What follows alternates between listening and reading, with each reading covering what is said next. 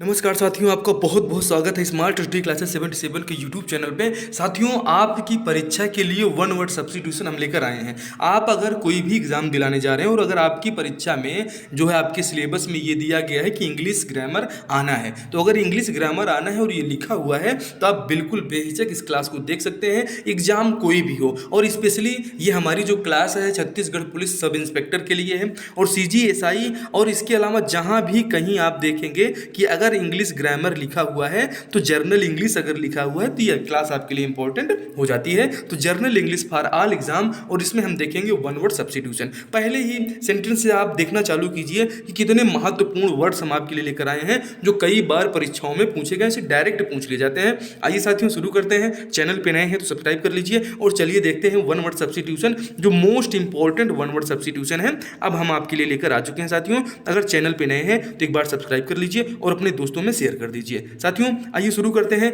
Killing of a man, मतलब killing of a man, killing मतलब मारना और मैन मतलब होता है आदमी। मतलब आदमी को मारना क्या है, ये आदमी को मारना मतलब इसके लिए एक शब्द का जब यूज करेंगे किलिंग ऑफ ए मैन तो उसको बोलेंगे होमिसाइड। इसे आप जरूर ध्यान में रखिए, याद रखिए। होमिसाइड मतलब मानव की हत्या। जैसे आप देखते हैं कि अभी अतीक अहमद की हत्या हुई, कहाँ पे हुई? इलाहाबाद प्रयागराज में अतीक अहमद की पुलिस अध्यक्षा में हत्या हो गई। तो क्या हुआ? उसको होमिसाइड आप कह सकते हैं। और ये भाई साहब बात हम आपको किस लिए बता रहे हैं, ताकि आप इस चीज को लिंक कर सकें कि अतीक अहमद की क्या हो चुकी है, होमिसाइड हो चुकी है और बहुत चर्चा में है। किलिंग ऑफ ए मैन, वो भी तो एक आदमी थे। अब आप उनको माफिया कहें या कि कुछ भी कहें, लेकिन एक आदमी थे और मानव हत्या ये मानी जाएगी, इसी को होमिसाइड कहा जाएगा। आगे देखते हैं, अगर किसी राजा को मार दिया जाए भाई साहब तो फिर क्या होगा? अब अगर आप राजा को मार देंगे कि किलिंग ऑफ ए किंग, किसी राजा को मारना, किंग माने आप जानते हैं राजा होता है, तो इसे कहेंगे साथियों रेजिसाइड। रेजिसाइड का मतलब क्या होता है? रेजिसाइड का मतलब होता है राजा की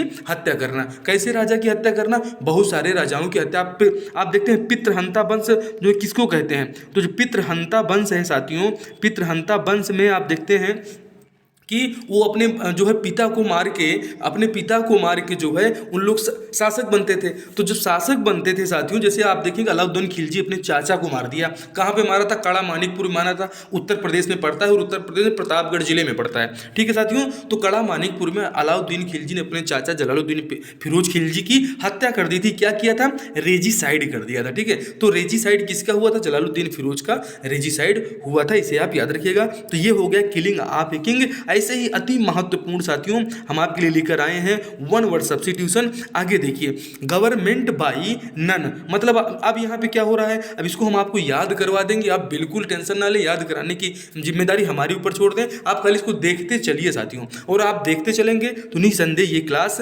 आपके लिए और आपके एग्जाम के लिए यूनिक क्लास होगी। ऐसी क्लासेस आपको यूट्यूब पर पेड बेसिस में मिलती हैं। ठीक है साथियों, चलिए देखते हैं गवर्नमेंट बाई नन, इसका मतलब क्या होता है? इसका मतलब ये होता है गवर्नमेंट बाई नन, मतलब जहाँ पे कोई सरकार नाम की चीज ना हो। कहाँ पे नहीं थी? तो आपने देखा था अफगानिस्तान के राष्ट्रपति कहाँ भागे थे भाई साहब? अफगान राष्ट्रपति भाग गए थे छोड़ के अपना देश। जब अमेरिका जो है अपनी सेना वापस बुला लिया तो तालिबानियों ने अफगानिस्तान के ऊपर कब्जा कर लिया। अब राष्ट्रपति जब छोड़ के देश भाग जा रहा है भाई साहब, तो वहाँ पे अराजकता की स्थिति आ गई थी। और उस अराजकता की स्थिति में आपने देखा था कि अफगानी ने ये जो तालिबानी लड़ाके हैं, ये अमेरिका के बड़े बड़े लड़ाकू विमान जो है मारुति सुजुकी वाली जो आल्टो कार आती है भाई साहब, आल्टो कार में उसको रोड पे दौड़ा रहे थे बांध बांध के। तो क्या हो गई थी वहाँ पे अराजकता पैदा हो गई थी। उसी को कहते हैं क्या? एनार्की। आपको याद रखना है, ये है एनार्की। एनार्की इसे जो है पढ़ने की कोशिश करिएगा। एनार्ची नहीं पढ़ना है, एनार्की पढ़ना है साथियों। अब ये चीज़ आपको पढ़ना कैसे है, हमने आपको बताया है कि कब सी का उच्चारण जो है का होता है और कब सी का उच्चारण सा हो जाता है। साथियों, चैनल पे एक क्लास अपलोड है, आप जरूर देख लीजिएगा। पूरी तरीके से हमने इसको बताया है और इसमें डिस्क्रिप्शन में मैं लिंक इसमें दे दूंगा आपको। ठीक है, आप इस क्लास को देख लीजिएगा, इससे आपको ये पता चल जाएगा कि कब सा का उच्चारण का के जैसा होता है और कब जो है सा के जैसा हो जाता है। ठीक है, कब जो है जा का जी का उच्चारण जा के जैसा होगा और कब जी का उच्चारण गा के जैसा हो जाएगा। इस चीज़ को भी हमने बहुत अच्छे से कंप्लीट कराया है कि कब आप जी को गा कहेंगे और कब आप जी को जा कहेंगे, कब आप सी को सा कहेंगे और कब सी का हो जाता है। ये सारी ये क्लास अपलोड है साथियों। एक बार जरूर देख लीजिएगा, इसकी हम लिंक आपको दे देंगे। आपने क्या देखा कि अफगानिस्तान में आ गई थी अराजकता, वहाँ पे एनार्की हो गई थी, मतलब गवर्नमेंट बाय नन, वहाँ पे कोई सरकार नाम की चीज़ नहीं है। अब इसको देखिए, government by one man with absolute power, मतलब आप देखिए कि अगर आप इसमें देखेंगे कि जो है राष्ट्रपति पुतिन को आप यहाँ पे ले सकते हैं। राष्ट्रपति जो हमारे परम मित्र रूस हमारा देश है, और रूस के राष्ट्रपति जो है जो व्लादिमीर पुतिन साहब हैं, व्लादिमीर पुतिन हो गए। चाइना के राष्ट्रपति आप देखते हैं शी जिनपिंग, तो शी जिनपिंग के पास क्या है, ये लोग क्या हैं, ये लोग ऑटोक्रेट हैं। इसको आप कहेंगे, यहाँ पे लिखा हुआ नहीं है, आप इसको यहाँ लिख लीजिए साथियों, ऑटोक्रेसी कहा जाता है। ठीक है, ऑटोक्रेसी माने क्या होता है, तानाशाही होता है, तानाशाही शासक। गवर्नमेंट बाय वन मैन, मतलब आप देखिए, अब वो कोरिया वाले किम जोन उन को ले लीजिए, ये किम जोन उन क्या है, किम जोन उन क्या है, वो ऑटोक्रेसी वहाँ पे है, उसी को कहेंगे ऑटोक्रेसी, तानाशाही। तो ये क्लास बेहद ही यूनिक है साथियों, जिन जिन चीज़ों को मैं आपके लिए लेकर आया हूँ, ये वन वर्ड सब्स्टिट्यूशन, इसी क्लास में आप एक क्लास इसको देख के जाइएगा और एक क्वेश्चन तो पक्का आपको मिल जाएगा इसी क्लास से 100%, जो कि बहुत रिपीट होता है और एकदम सिंपल पैटर्न पे वन वर्ड सब्स्टिट्यूशन एग्जामिनर्स पूछते हैं। तो साथियों इसे ध्यान दीजिएगा। और मतलब क्या हो गया, इसका मतलब अगर आपने लिखा है और अगर जो है नहीं लिखे हैं तो एक बार और मैं आपको लिख के बता देता हूं, इसे कहते हैं ऑटोक्रेसी, मतलब होता है तानाशाही। ठीक है, तानाशाही। तानाशाह कौन है भी, किम जोन उन को देखते हैं कि कभी भी अमेरिका के ऊपर बोलता है कि हम ठीक ठाक रहें, नहीं तो हम क्या कर देंगे, तो हम जो है एकदम बोलता है कि हम डोनाल्ड ट्रंप को खदेड़ देंगे, जो बाइडेन के ऊपर बिल्कुल हमला करने के लिए तैयार है, एक से बढ़ के मिसाइल जो लॉन्च कर रहा है, तो वो क्या है, वो तानाशाही शासक है और उसका नाम है किम जोन उन, और इसी को कहते हैं ऑटोक्रेसी। एक शब्द में इसका हो जाएगा government by one man with absolute power, मतलब तानाशाही, ऑटोक्रेसी। स्क्रीनशॉट लेके रख लीजिए साथियों। आगे बढ़ते हैं, अगला देखिए, अति महत्वपूर्ण है, लिखा है government of the people, by the people and for the people. ध्यान से देखिए साथियों, एकदम मजा आ जाएगा, एक एक चीज आप ऐसे देखते चलिए और पूरी क्लास आपके लिए अति महत्वपूर्ण होगी और याद हो जाएगा, बस देखते चलिए ध्यान से। Government by the people, government of the people, by the people and for the people. और इसको क्या कहेंगे आप जानते हैं कि ये जो वर्ड है साथियों, ये जो लाइन आपको दी है कि अब्राहम लिंकन जी जो अमेरिका के थे, उन्होंने वहाँ के राष्ट्रपति भी थे, लिंकन के ये शब्द हैं कि जनता का जनता के लिए शासन जो है भाई साहब, गवर्नमेंट बाय द पीपल मतलब लोगों का शासन, लोगों की सरकार, और फॉर द पीपल मतलब लोगों के लिए, उसे क्या कहते हैं, इसी को कहते हैं डेमोक्रेसी। डेमोक्रेसी कहाँ पे है, हमारे भारत में है, अमेरिका में है, और अमेरिका को इसका जो है जनक माना जाता है। लेकिन आप देखिए कि हमारे भारत में बहुत आदिकाल से जो है डेमोक्रेसी हुआ करती थी, इसी को कहते हैं लोकतंत्र। मतलब अगर आपसे ये अब्राहम लिंकन की लाइन भी है, ये भी इंपॉर्टेंट है कि government of the people, by the people and for the people, मतलब लोकतंत्र, लोगों के लिए, लोगों का शासन है। ठीक है, तो अब आपको याद हो चुका होगा कि government of the people, by the people and for the people होगा, इस एक शब्द में इसे कहेंगे, वो जो है डेमोक्रेसी। अगला देखिए भाई साहब, अगला क्या है, ये अति महत्वपूर्ण, इसे ध्यान से देखते चलिए। और साथियों चैनल पे नए हैं तो एक बार सब्सक्राइब कर लीजिए। और ये सीजी सब इंस्पेक्टर के लिए बिल्कुल समर्पित क्लास है। सीजी सब इंस्पेक्टर मेंस के सिलेबस में जितने भी आपको सब्जेक्ट दिए गए हैं, वहाँ पे हिंदी है, मतलब पहला लैंग्वेज वाला पेपर, लैंग्वेज वाले पेपर में काव्य बोध एकदम अच्छे से, बहुत एक ही वीडियो में काव्य बोध क्लियर हो जाएगा, जो सभी के लिए समस्या का विषय बना हुआ है। साथियों सामान्य अध्ययन की पूरी क्लास और यातायात के नियम आदि सब चैनल पे अपलोड हो रहे हैं, जरूर देखिएगा। ठीक है, चलिए देखिए, इसमें देखिए क्या महत्वपूर्ण है, government by officials responsible only to their chiefs. मतलब यहाँ क्या हो गया कि ये जो है, ये बोल रहे हैं गवर्नमेंट ऑफिशियल मतलब ऐसी सरकार जो खाली वहाँ के जो है ऑफिशियल्स, वहाँ के जो अधिकारी हैं उनके द्वारा चलाई जाए, तो उसे कहते हैं ब्यूरोक्रेसी। और हमारे यहाँ तो ब्यूरोक्रेसी है ना भाई साहब, government by official responsible only to their chiefs. तो जो हमारे देखिए कि जितने भी हमारे नौकरशाह हैं, भाई मुख्य सचिव हर राज्य के उस राज्य को चला रहे हैं, तो क्या है, इसी को कहते हैं ब्यूरोक्रेसी। स्पेलिंग भी याद रखिएगा, कई बार एग्जाम में मोस्ट इंपॉर्टेंट है और ये एग्जाम में आया हुआ है, इसलिए हम आपको इसको रिवाइज करा रहे हैं। क्या हुआ, government by official responsible only to the chiefs, जो वहाँ के प्रमुखों के द्वारा, वहाँ के अधिकारियों के द्वारा सरकार चलाई जा रही हो, उसे क्या कहते हैं एक शब्द में? तो एक शब्द में कहेंगे उसको ब्यूरोक्रेसी। आप इसे याद रखिएगा। आगे बढ़ते हैं, अगला देखिए, rule by those in power due to their ability. इसे क्या कहेंगे एक शब्द में? ठीक है, तो देखिए हमने आपको यहाँ बताया है कि rule by those in power due their ability मतलब योग्यता के अनुसार जो शासन है वो योग्यता के अनुसार शासन जो है क्या कहा जाएगा? इसे कहेंगे साथियों, ये देखो मेरिटोक्रेसी। मतलब देखिए मेरिट का मतलब आप जानते हैं कि क्या होता है? मेरिट का मतलब होता है गुण। ठीक है, मेरिट का मतलब क्या होता है? गुण। तो भाई आप बोलते हैं भाई आपके अंदर क्या मेरिट है, थोड़ा सा बताओ। तो ये मेरिट अगर आपको याद है तो इसे याद कर लीजिएगा, इसका रूट वर्ड हो जाएगा मेरिटोक्रेसी। ये इसको याद रखिएगा, ये अनेक शब्दों का एक शब्द है। मतलब rule by those in power due to their ability, ऐसे लोगों को पावर देना या उनके अनुसार जो है शासन चलाना, वो क्या होती है? योग्यता के अनुसार शासन, उसे कहते हैं एक शब्द में मेरिटोक्रेसी। अति महत्वपूर्ण है, एग्जाम में आया हुआ है, वन वर्ड सब्स्टिट्यूशन आप देख रहे हैं साथियों, बहुत मजा आएगा। अगला देखिए कि क्या है, अगला आपको लिखा रूल बाई मिलिट्री। आप देखते हैं कि अभी कहाँ पे सूडान में क्या हो रहा है भाई साहब? सूडान में वहाँ की मिलिट्री और जो अर्धसैनिक बल है, ठीक है, जो अर्धसैनिक बल हैं ये दोनों आपस में लड़ गए हैं। एक जो है मिलिट्री जो है आधे नेताओं के साथ हो गई है, अर्धसैनिक बल जो है वो विपक्षी नेताओं के साथ हो गए हैं। तो वहाँ पे क्या हो चुका है साथियों? वहाँ पे सैन्य शासन, जब म्यांमार में आप देखते हैं, म्यांमार में दोस्तों स्ट्रेटोक्रेसी चल रही है, इसे आप जरूर ध्यान दीजिएगा। म्यांमार में अभी क्या चल रही है? म्यांमार में स्ट्रेटोक्रेसी चल रही है, इसे आपको याद रखना है। कैसे याद रखेंगे हम आपको बताते हैं। रूल बाई मिलिट्री, जो हमारी आर्मी है, अगर आर्मी शासन करना चालू कर दे तो उसे हम कहेंगे स्ट्रेटोक्रेसी।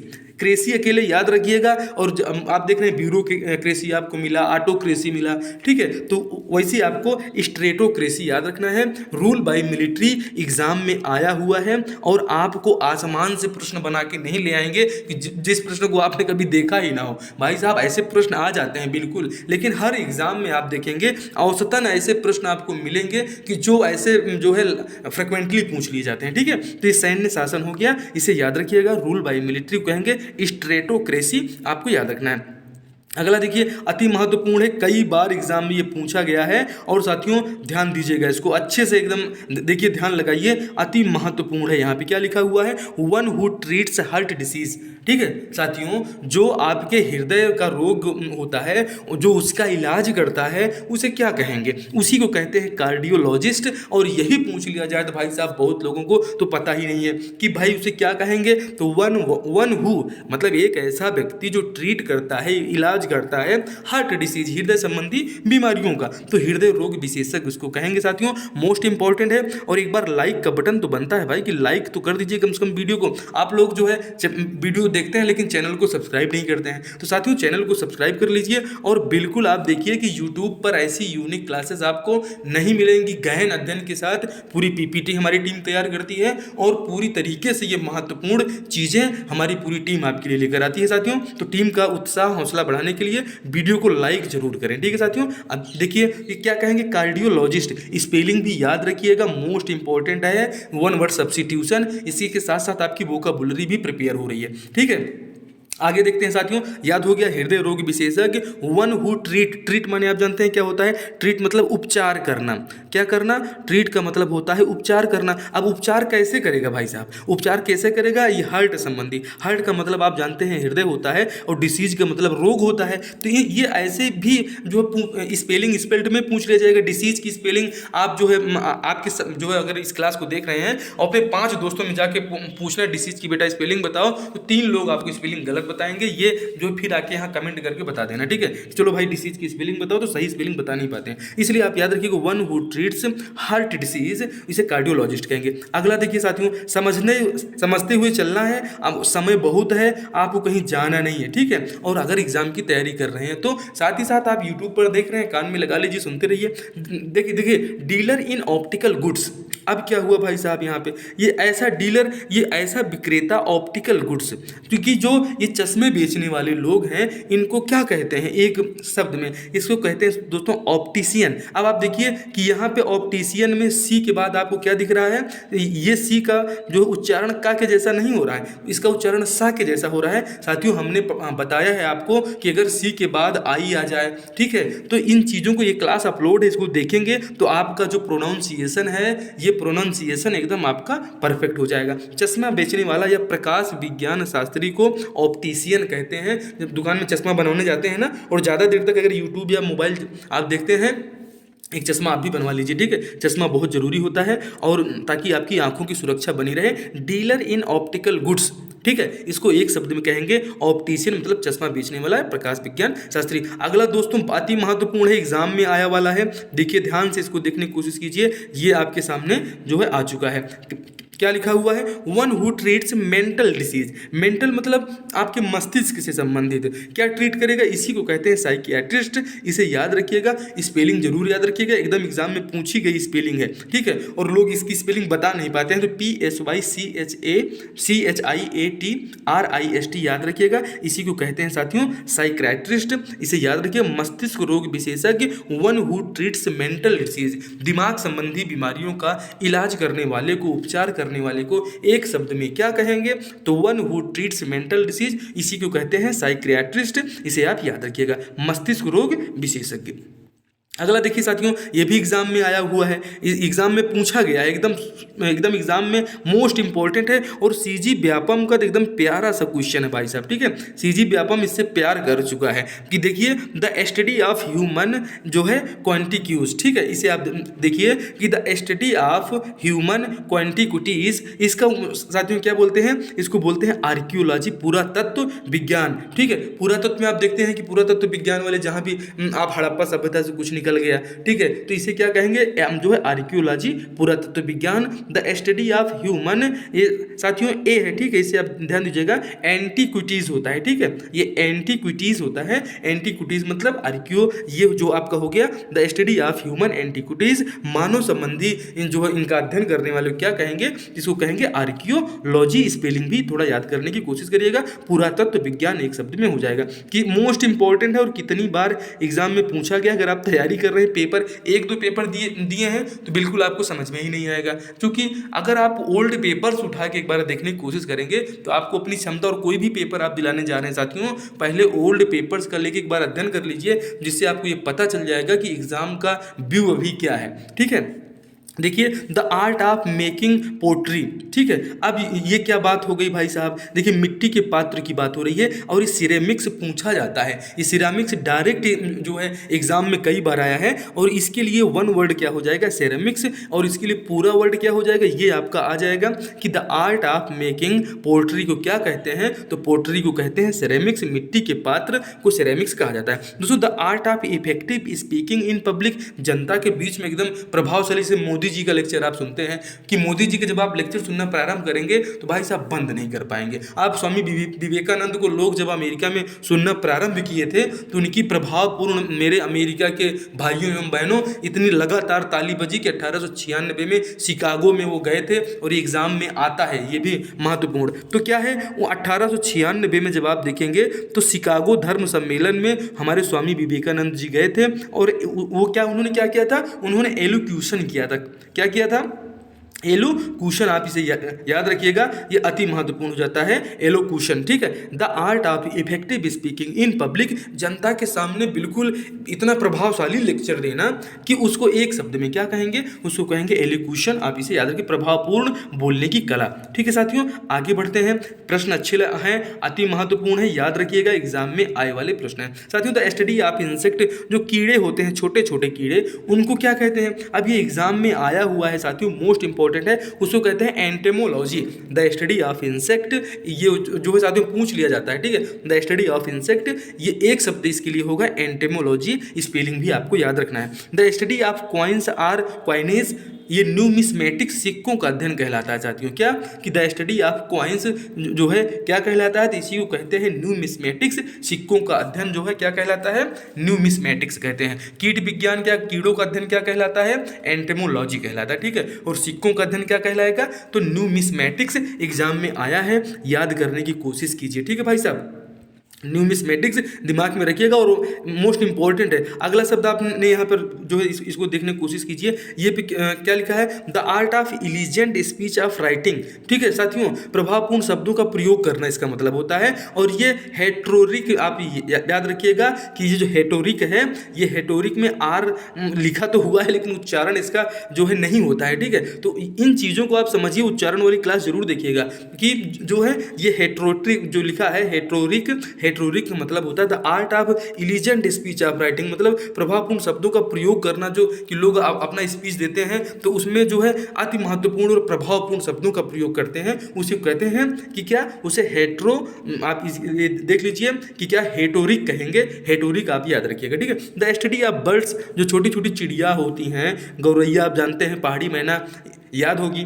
ठीक है, अभी हमने हाल ही में गौरैया दिवस कब मनाया था, ऑप्शन में छाप के बताइए साथियों। जीके का महत्वपूर्ण question. The study of birds को क्या कहते हैं, ऑर्निथोलॉजी कहते हैं, इसी को कहा जाता है पक्षी विज्ञान। याद रखिएगा साथियों, अति महत्वपूर्ण है। अगला देखिए, जो कि द स्टडी ऑफ माउंटेन्स को क्या कहेंगे, तो द स्टडी ऑफ माउंटेन्स मतलब जो हिमालय में आप जाते हैं, कि हिमालय के अध्ययन को क्या कहा जाता है, तो हिमालय के अध्ययन को ओरोलॉजी कहा जाता है, जिसे कहते हैं पर्वतों का अध्ययन। ए person who believes that he is God, एक ऐसा व्यक्ति जो अपने आप को समझ बैठे कि हाँ मैं ही भगवान हूँ। और एक मूवी भाई साहब बाहुबली, आपने देखा था क्या कि बाहुबली वाली मूवी में वो खुद ही अपने आप को देवता बताता है। बहुत सारी मूवीज़ हैं, देखने की कोशिश कीजिएगा, कमेंट में करके बताइएगा। कि अब आप देखिए जैसे कादर खान भाई साहब, कादर खान जिसमें जो है हनुमान जी बने हुए हैं और पूरा जो है बहुत अच्छा वो कार्यक्रम करते हैं। वो मूवी का नाम क्या है, जिसमें हीम क्रीम, वो बहुत ज़्यादा बर्फ़ और ये जो हमारी आइसक्रीम होती है खूब खाते हैं, और बड़े बड़े ग्रेनेड भी अपने अंदर जो है ले लेते हैं, खा लेते हैं पूरा ग्रेनेड, गोली,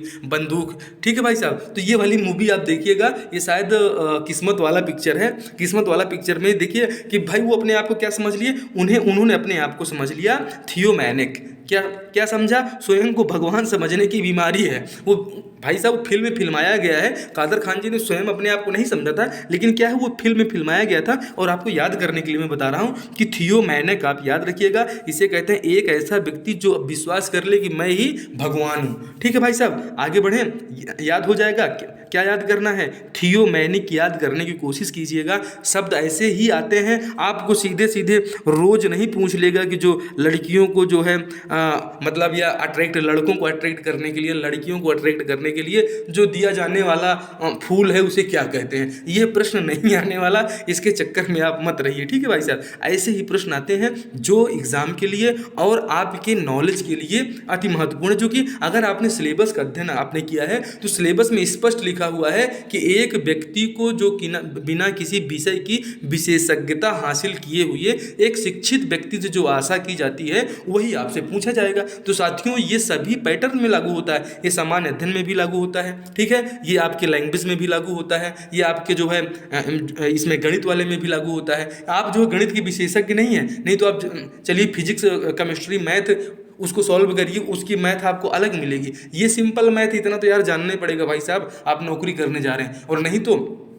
हुई सुई जो राम रची राखा, तो आप आराम से हाथ में हाथ धरे बैठे रहिए। स्वयं को भगवान समझने की बीमारी क्या है, थियोमैनिक कहा जाएगा, इसे याद रखिएगा। A person who believes that he is God. आगे देखते हैं साथियों, a person having a sickly desire for alcohol. साथियों ये बहुत महत्वपूर्ण है, क्योंकि एल्कोहल जो है लोगों के एकदम दिमाग में बसा हुआ है। एक ऐसा व्यक्ति जो बिल्कुल एकदम शराब, उसकी जब इच्छा करती है, हमेशा शराब पीने की इच्छा करती है, तो उसे कहेंगे साथियों, इसे देख लीजिए, डिप्सोमैनिक। ठीक है, डिप्सोमैनिक मतलब होता है शराब का लती। अति महत्वपूर्ण है, ऐसे ही प्रश्न तो आते हैं साथियों। ठीक है, क्या हो गया, ये जो है लती व्यक्ति आपने देखा, शराब का लती को डिप्सोमैनिक कहेंगे। स्पेलिंग याद रखिए, a person having a sickly desire for alcohol. Alcohol का मतलब आप जानते हैं कि भाई 4 बोतल वोड का काम मेरा रोज का। ठीक है भाई साहब, तो ये गाना आपने सुना है, इसी गाने से आपको याद करना है डिप्सोमैनिक। ठीक है, डिप्सोमैनिक आप कैसे याद करेंगे भाई, डिस्को तो आप करते ही हैं। जब आप थोड़ा सा देखो, लोग जो है जब ले लेते हैं हल्का सा ना, तो खूब डांस करते हैं भाई साहब, तो वही क्या है, डिप्सो, डांस करेंगे। डिप्सोमैनिक आपको याद हो जाएगा, ये आपको याद करने के लिए बताने की कोशिश मैं कर रहा हूँ। अगला देखिए आगे क्या है, अगला अति महत्वपूर्ण है, एग्जाम में पूछा गया है, इसे क्या कहेंगे, long lyrics poem serious in subject elevated in style. इसे क्या कहेंगे एक शब्द में? तो देखिए इतने बड़े पूरे सेंटेंस के लिए एक शब्द, इसी को तो कहते हैं वन वर्ड सब्स्टिट्यूशन। और साथियों ये वन वर्ड सब्स्टिट्यूशन ऐसा थोड़ी इसलिए इंपॉर्टेंट है कि यार आपको कोई लेटर लिखना है और लेटर में आप पूरा इतना लंबा लंबा लिखेंगे तो वो उसमें जगह भी कम पड़ जाएगी और आप अपनी पूरी बात आप कह नहीं पाएंगे, और जो सामने वाला व्यक्ति आपके पत्र को पढ़ने वाला है वो या निबंध आप लिख रहे हैं, तो जब आप ऐसे शब्द लिखेंगे तो इसका इफेक्ट बहुत अच्छा पड़ेगा। ठीक है, जिसे संबोधक गीत कहते हैं, इसे आप याद रखिएगा। लॉन्ग लिरिक पोयम, बहुत बड़ी कविता। ठीक है, serious in subject, elevated in style, तो एकदम जो स्टार्टिंग में जो उसको लेकर आते हैं उसी को कहते हैं संबोधक गीत, इसे याद रखिएगा। ठीक है, ओड याद रखना है। ठीक है, ओडे। अब आप देखिए लवर ऑफ फूड, अति महत्वपूर्ण है भाई साहब खाने पीने वाले लोगों के लिए, कि एकदम प्रेम करने वाला एक व्यक्ति होता है लवर ऑफ, आप देखते हैं कि नेचर की प्रकृति से बहुत लोगों को बहुत प्रेम होता है, वो वैसे ही बहुत लोगों को भोजन से प्रेम होता है भाई, खाली खाने के लिए इस दुनिया में आया था, और उसी को कहते हैं भाई साहब ये गवर्नमेंट। आप याद रखिएगा, गवर्नमेंट मतलब होता है खाने पीने का शौकीन। A lover of food most important है और एग्जाम में आया है। ठीक है, इसीलिए हम आपको यहाँ बता रहे हैं। ठीक है, आगे देखिए, ए लवर ऑफ वन सेल्फ, खाली अपने आप से प्रेम करने वाला, अपनी धुन में हमेशा मस्त रहने वाला व्यक्ति अलग होता है, लेकिन खाली अपने आप से प्रेम करने वाला, कुछ भी भाई दो लोग तीन लोग वहाँ पे हैं तो ए लवर ऑफ वन सेल्फ, खाली अपनी चीज़ों को ऊपर रखने वाला, उसी को कहते हैं ईगोइस्ट। एग्जाम में आया है तो ईगोइस्ट को आप याद रख लीजिएगा साथियों, ये ईगोइस्ट पूछा गया है इसलिए हम आपको यहाँ बता रहे हैं, तो ये ईगोइस्ट आपको याद रखना है। ठीक है साथियों, अति महत्वपूर्ण है और इसका मतलब होता है घमंडी व्यक्ति, इसे आपको ध्यान में रखना है। क्लास कैसी लग रही है? अति महत्वपूर्ण है, प्रेम से देखते चलिए, याद कराने की जिम्मेदारी हमारे ऊपर छोड़ दीजिए। ठीक है, इसे आपने देखा, ए लवर ऑफ फूड मतलब गवर्नमेंट, खाने पीने का शौकीन। A lover of one self उसे कहेंगे एगोइस्ट, इसे आपको याद रखना है साथियों। ए लवर ऑफ अदर्स, जो दूसरों से प्रेम करता हो भाई, ऐसे बहुत कम लोग मिलेंगे। ठीक है, ऐसे लोग बहुत कम मिलेंगे जो खाली दूसरों से निस्वार्थ प्रेम की बात यहाँ पे हो रही है। ठीक है, ए लवर ऑफ अदर्स, ऐसा नहीं कि आपको जो है 5,000 रुपये चाहिए तो ठीक है भाई सामने वाले से खूब प्रेम से मिलो, बात करो, या कि कोई दुकान पे आप जाते हैं, दुकानदार से आपको उधारी चाहिए तो मिल के नमस्ते प्रणाम खूब करिए कि भाई अब मेरे को उधारी मिल जाएगी। देखिए गुटखा पानी खाने वाले लोग जो है कहाँ दुकान पे जाके घंटों घंटों बिताते हैं और उनसे क्या हो जाता है, लवर ऑफ अदर। ऐसे व्यक्ति की बात ये नहीं है, ये बात है जैसे प्रकृति का जो प्रेम है, प्रभु का जो प्रेम है, उस प्रेम की बात हो रही है। और कि परोपकारी मतलब आप किसी का परोपकार करते हैं बिना स्वार्थ के, उसे क्या कहेंगे? उसे अल्ट्रिस्ट कहेंगे, इसे आप याद रखिएगा। अल्ट्रिस्ट, ए लवर ऑफ अदर। साथियों ए लवर ऑफ वुमेन काइंड, साथियों कि जो है स्त्री से प्रेम अगर आप करना है तो स्त्री को से प्रेम करने वाले को क्या कहेंगे? तो इसी को कहते हैं साथियों, ये आप देखिए कि फाइलोजिनिस्ट कहते हैं, इसे आपको याद रखना है साथियों। कि देखिए अब यहाँ पे पी कब आपका जो है पा बन जाएगा और पी कब आपका फा का उच्चारण करने लगेगा। आप साथियों उच्चारण वाली क्लास देखिएगा, इंग्लिश प्रोनाउंसिएशन बहुत इंपॉर्टेंट है। ए लवर ऑफ वुमेन काइंड मतलब फाइलोजी निष्ठ, याद रखिएगा क्या लिखा है, एक फाइल आपने पकड़ा, फिर जीनिस्ट हो गया है तो एक फाइलो याद रखिएगा, उसके बाद जीनिस्ट, दो पार्ट में बांट के पढ़ने की जब आप कोशिश करेंगे साथियों तो आपको पूरी तरह से ये पढ़ने में भी आ जाएगा और आपके समझ में भी आ जाएगा कि ये क्या लिखा हुआ है, फाइलोलॉजिनिस्ट ये लिखा हुआ है, इसे आपको याद रखना है। ठीक है साथियों, तो ये स्पेलिंग भी याद करने की कोशिश करना है और ये चीज़ें अति महत्वपूर्ण है, परीक्षाओं में पूछी गई हैं। ठीक है, स्त्री प्रेमी बहुत लोग होते हैं भाई साहब। ठीक है, बहुत लोग क्या, हमें तो स्त्री प्रेमी आपको 99% मिलेंगे, एक ही आदमी होगा जो है कि उसके अंदर भी स्त्री से प्रेम तो है, लेकिन सबका प्रेम का तरीका, माँ का अपने बच्चों से प्रेम अलग है, प्रेमिका का अपने प्रेमी से प्रेम अलग है। और जो जानवर हैं जैसे बकरी काटने वाले होते हैं, तो जो बकरी वाले काटने वाले क्या कहते हैं भाई साहब, थोड़ा सा बताइएगा हमको, कि शायद कसाई बोलते हैं। तो कसाई जो होते हैं, कसाई का बकरी से प्रेम है खरीद के लाते तक, ठीक है, लेकिन जब काट देता है तो उसका प्रेम अलग है। और ये लवर ऑफ वुमेन काइंड, इसका प्रेम अलग है। एक स्त्री से प्रेम आपने देखा था कि वो जिसने कई टुकड़ों में काट दिया था, श्रद्धा मर्डर केस वाला, तो ये ऐसे लोग भी प्रेमी होते हैं कि वो प्रेमी नहीं है, वो दरिंदे हैं। ठीक है भाई साहब, आगे देखिए, one who walks on foot, अति महत्वपूर्ण, जो खाली बिना चप्पल के भाई साहब साहब निकल पड़ा है। ये ऐसा नहीं है। One who walks on foot मतलब जो एकदम अपने पैरों से चल रहा है। भाई अगर पैर नहीं होंगे तो कैसे आप चलेंगे। लेकिन कभी लोग ऐसे होते हैं जहाँ न पहुँचे रवि वहाँ पहुँचे कभी। मतलब इसे आप याद रखिएगा, one who walks on foot, एक ऐसा जो अपने वॉक माने क्या होता है चलना, फूट मतलब पैर होता है, तो पैरों से चलने वाले क्या कहेंगे एक शब्द में, तो इसे कहेंगे पेडेस्ट्रियन। याद रखिएगा, पदयात्री से कहा जाता है। One who has narrow religious views, अति महत्वपूर्ण है साथियों।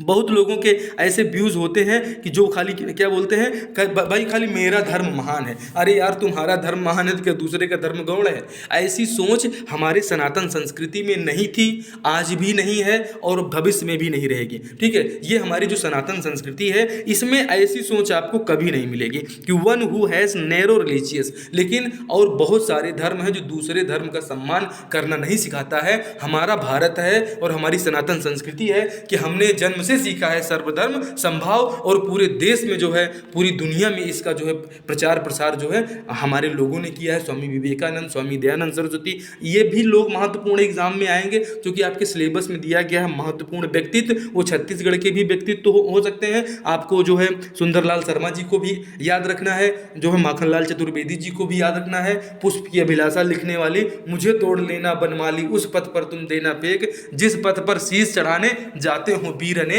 तो ऐसे लोगों को भी आपको याद रखना है। One who has narrow religious view, जैसे आप देखिए कि जिसका जो दृष्टिकोण है, सोच है, बहुत छोटी है, कि जो है खाली वो एकदम छोटी सोच, इसे कहते हैं बाइगॉट। और इसे धर्मांध व्यक्ति मतलब अपने धर्म के प्रति अंधा। जैसे आप पाकिस्तान में बहुत से लोग ऐसे मिलेंगे, आपको बहुत से ऐसे लोग मिलते हैं और जो कहते हैं नहीं, जो है दूसरा जो है उनको मूर्ति भंजक कहा, हम लोग कहते हैं कि जो मूर्ति के भंजक हैं, जिन्होंने हमारे देश में आके मूर्तियों को तोड़ा, जिसने सोमनाथ के मंदिर पर आकर अटैक किया, वो क्या था, वो धर्मांध था। उसी को बाइगॉट कहेंगे, जिसने हमारे जो सोमनाथ के मंदिर को लूटा।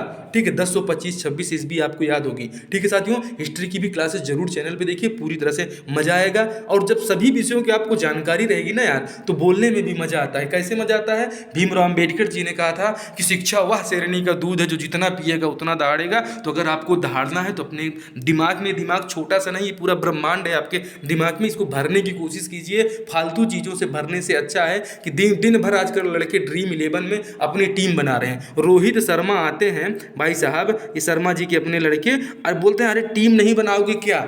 अरे हम इनको क्या कहें, देश को बर्बाद कर रहे हैं इन लोग कि टीम सीम बना बना के पूरे युवा इसी में परेशान है भाई साहब। और आप भी इस वीडियो को देख रहे हैं तो बहुत लोग होंगे इस वीडियो को देखने वाले भी कि ड्रीम 11 में परेशान है, 49 रुपया लगातार देने के लिए तैयार हैं, खिलाने वाले कितना कमा रहे हैं। तो आपको याद हो चुका है, बाई गॉड धर्मांध व्यक्ति मोहम्मद गोरी था, इसे अब आप कभी नहीं भूलेंगे। One who has narrow religious view, जब भी आएगा आप सीधे बाई गॉड लगा के आएंगे भाई साहब, धर्मांध व्यक्ति। देखिए आगे देखिए, a decision on which one can not go back.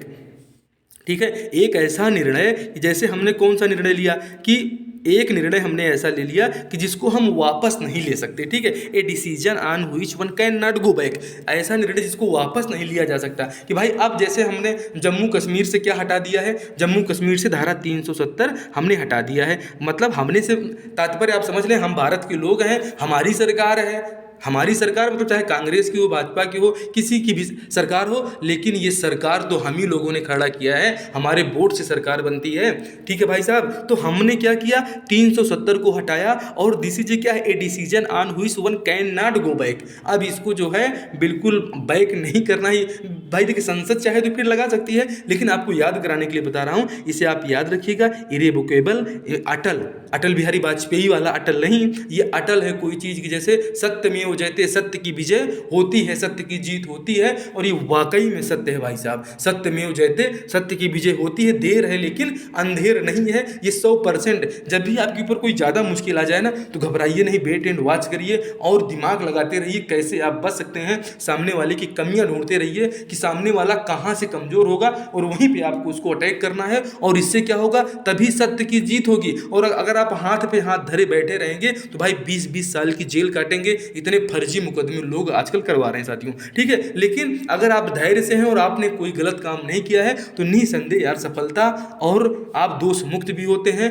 माननीय न्यायालय भी ऐसा काम कर रहे हैं। ठीक है, आगे आइए देखते हैं क्या है। लेकिन एक चीज़ थोड़ा गलत हो जाता है कि 20-20 साल लोग जेल काट लेते हैं और उसके बाद उनको जो है न्यायालय, आपने अभी सुना होगा कि हाई कोर्ट ने एक मामले में 20 साल की सज़ा काट चुके व्यक्ति को कहते हैं कि इनके ऊपर कोई दोष ही नहीं था। तो ये तो न्याय प्रणाली की लेट लतीफ़ी की प्रक्रिया है। और ये जो लेट लतीफ़ी है, अगर ये लेट लतीफ़ी ना किए जाए तो आप देखिए कि जो है उमेश पाल मर्डर केस में कितने दिनों से देखिए अभी अतीक अहमद को आके सज़ा हुई और अपने जीवन का फुल इंजॉय उन्होंने किया। तो ऐसा नहीं होना चाहिए कि भाई सज़ा, अब चूंकि भारत की आबादी अभी दुनिया में नंबर 1 पे है। अब बताइए भाई साहब कि जब हम नंबर 1 पे चले गए हैं, हम एकदम टॉप पर हैं, ठीक है। और इसको भी याद रखिएगा, एग्जाम में आएगा कि अभी जो है भारत दुनिया का सबसे ज़्यादा आबादी वाला देश है और करीब 29 लाख जनसंख्या हमारी पाकिस्तान से ज़्यादा हो चुकी है।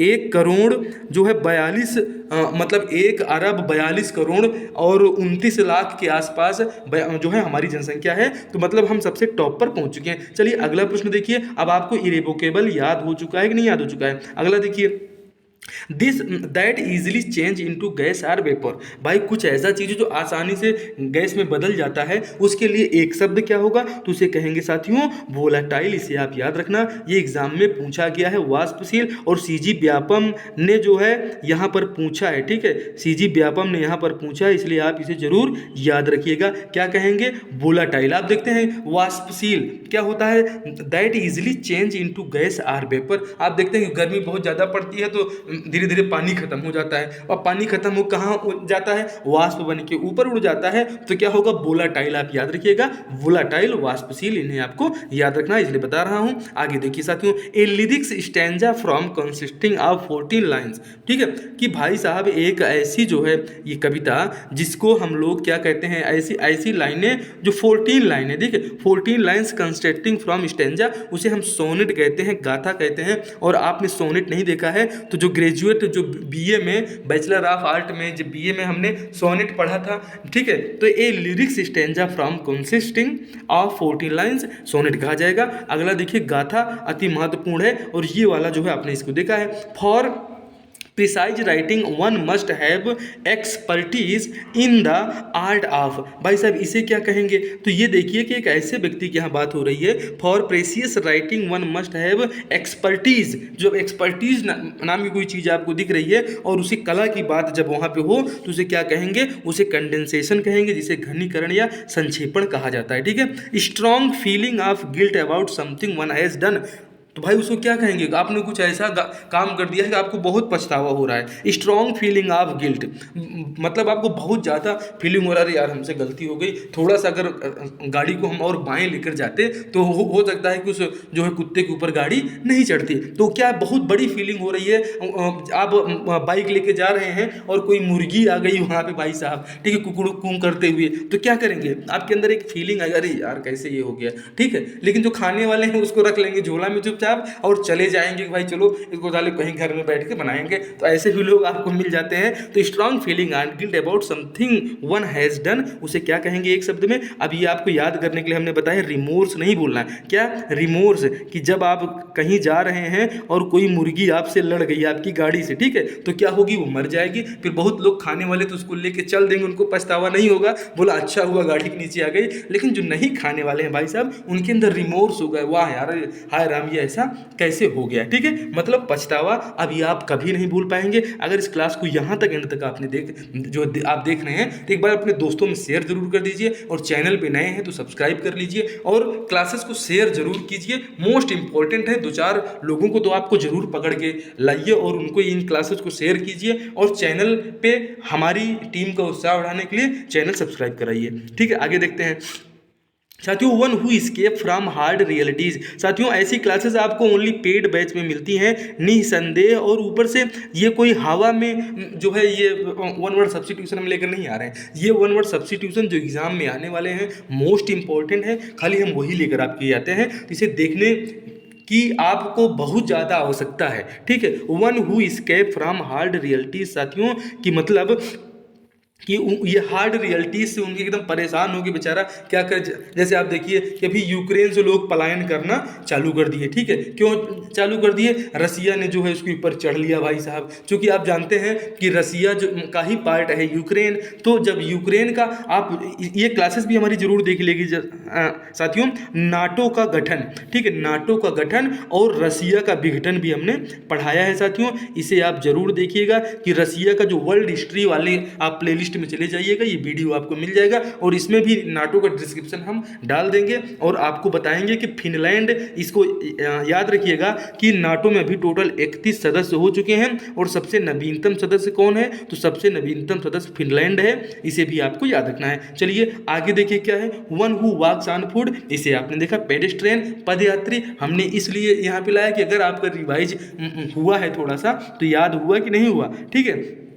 आगे देखिए साथियों, the ship was cast away on the coast of Africa, भाई जब अफ्रीका में जो है ये शिप की बात हो रही है और इसे ऐसे बाई वर्ड सी याद रखिएगा, इसे क्या कहेंगे, इसे रेकेल्ड कहेंगे, याद रखिएगा, रेकलेड रेकलेड रेकलेड, इसकी स्पेलिंग डब्ल्यू क्या है, साइलेंट रहेगी, रेकलेड याद रखिएगा, इसको बिनेस्ट कहते हैं, ठीक है। बिलीफ इन वन गॉड साथियों अति महत्वपूर्ण है कि जो है एक देव में विश्वास करने वाला व्यक्ति क्या कहेंगे, बिलीफ इन वन गॉड, इसे जो है एक शब्द में कहेंगे मोनेथिज्म, ठीक, इसे याद रखिएगा, मोनेथिज्म मतलब एकेश्वरवाद। और जहां भी आपको यह ISM मिले तो कोई ना कोई वाद वहां जरूर है, इसे याद रखिएगा, कोई ना कोई वाद वहां पे है जहां पे इज्म वाली जो है उच्चारण आपको मिल जाए तो मोनेथिज्म कहते हैं, मतलब एकेश्वरवाद को, ठीक है। आगे देखिए साथियों, ए फिजिशियन इज, भाई जो फिजिशियन होते हैं, कोई एक डॉक्टर को क्या कहेंगे, एक फिजिशियन इज क्या है, मेडिकल डॉक्टर कहेंगे, उसको चिकित्सक कहेंगे, ठीक है। Your hand writing can not be read, भाई बहुत लोगों की है खुद लिखे खुदा ही बाँचे, ठीक है भाई साहब, ऐसे लोग बहुत, आप राइटिंग देख लीजिए कि उनकी राइटिंग क्या है भाई साहब, वो इलिजिबल है, मतलब अपठनीय है, इसे याद रखिएगा। Your hand writing can not, बहुत लोगों की राइटिंग, उनसे लेटर लिखवाइए और भेज दीजिए, तो जिसके पास लेटर जाएगा भाई साहब वो तो उसको पढ़ ही नहीं पाएगा, वो बोलेगा ऐसा है कि तुम चले आओ, लेटर तुम्हारा आ गया है, तुम भी आओ, इसको बाँच के बताओ कि इसमें लिखा क्या है, तो क्या बोलेगा, वो बोलेगा भाई साहब आपकी जो आपने लेटर भेजा था वो इलिजिबल है, मतलब अपठनीय है। Your hand writing can not be read, मतलब आपकी जो लेखनी है वो पढ़ी नहीं जा सकती है, उसके लिए एक शब्द क्या होगा, उसके लिए एक शब्द होगा इलिजिबल, इसे आप याद रखिएगा, मतलब अपठनीय साथियों। आगे देखिए, putting of till another time, ठीक है, मतलब कोई भी काम है, अरे छोड़ो यार आज इसको नहीं करेंगे कल देखते हैं, ठीक है, तो ये क्या है कि किसी भी काम को कल के ऊपर छोड़ने वाला व्यक्ति, ठीक है। Putting of till another time, इसे क्या कहेंगे साथियों, याद रखिएगा, इसे कहेंगे प्रोक्रेस्टिनेशन, ठीक है, प्रोक्रेस्टिनेशन याद रखिएगा। टाल मटोल करने वाले बहुत आपको मिल जाएंगे, कोई काम उनको बताओगे तो उसको ना करने के 1000 उनके पास बहाने आपको मिलेंगे, लेकिन करने का 2 कारण उनके पास नहीं है जो उन्हीं के फ्यूचर के लिए है। और साथियों अगर जो एकदम ये बेरोजगार और नल्ले लोग हैं भाई साहब, ये ऐसे मतलब निहायत खराब व्यक्ति हैं कि इनको सही चीज़ बताओ तो उनकी समझ में नहीं आती, और हम आपसे सही चीज़ बता रहे हैं कि अगर आप बेरोजगार हैं, नल्ले हैं, तो आपको ज़्यादा पढ़ने की ज़रूरत है, और जितना पढ़ोगे उतना आगे बढ़ोगे भाई साहब। यदि आप गरीब हैं तो ठीक है, और गरीबों के लिए आपने जो है भीमराव अम्बेडकर जी ने कहा था कि इसको जरूर याद रखिएगा, हमने एक बार और पहले भी कहा कि शिक्षा वह शेरनी का दूध है जो जितना पिएगा उतना दहाड़ेगा भाई साहब। और एक चीज़ आप जान लीजिए कि जो पानी से नहाएगा वो केवल लिबास बदलेगा, और जो पसीने से नहाएगा वो इतिहास बदलेगा। इतिहास बदलना है तो अपने अंदर जोशो जुनून जगाइए और अपनी सफलता के लिए एकदम लग जाइए साथियों। Putting of till another time, इसको कहेंगे प्रोक्रेस्टिनेशन, टाल मटोल करना। Incapable of being selected for a job, ठीक है भाई साहब, यहाँ पे थोड़ा सा स्पेलिंग जो मिस हुआ है, ये क्या है, यहाँ पे लिखा हुआ है सिलेक्टेड, ठीक है, क्या लिखा हुआ है, सिलेक्टेड, इसे थोड़ा सा याद रखिएगा। Incapable of being selected for a job, मतलब इनकैपेबल, आप किसी उस जॉब के लिए आप योग्य ही नहीं है, उसको एक शब्द में क्या कहा जाएगा, उसको कहा जाएगा इनएलिजिबल, इसे आप याद रखिएगा, मतलब वह व्यक्ति अयोग्य है। जब आप टाल मटोल करेंगे तो अयोग्यता तो जाहिर सी बात है आएगी, तो इसीलिए आपको प्रोक्रेस्टिनेशन भी याद रखना है, और इनएलिजिबल मतलब अयोग्य। किसी जॉब के लिए अगर व्यक्ति अयोग्य है तो अंग्रेजी में एक शब्द में क्या कहेंगे, हिंदी में अयोग्य कहेंगे, अंग्रेजी में इनएलिजिबल, आपको ध्यान रखना है। आगे बढ़ते हैं साथियों, और ये महत्वपूर्ण हमारे 50 ये हमारे वन वर्ड सब्स्टिट्यूशन रहे, आपको कैसे लगे, अति महत्वपूर्ण थे। यहाँ तक आपने देखा, आपका बहुत बहुत आभार तो नहीं है, आप अपने एग्ज़ाम की तैयारी जरूर करिए। चूँकि अगर आप तैयारी कर रहे हैं तब आप यहाँ एंड तक पहुँचे हैं, और अगर तैयारी नहीं कर रहे होते तो आप अगर इसको देखे हैं तो निसंदेह आपका फ़ायदा होगा। आप जो है जाइए एग्ज़ाम में और इसी क्लास से आपको क्वेश्चन मिलेंगे। ये हमारी जो है शुभकामनाएँ हैं आपके साथ में। जय हिंद, जय भारत।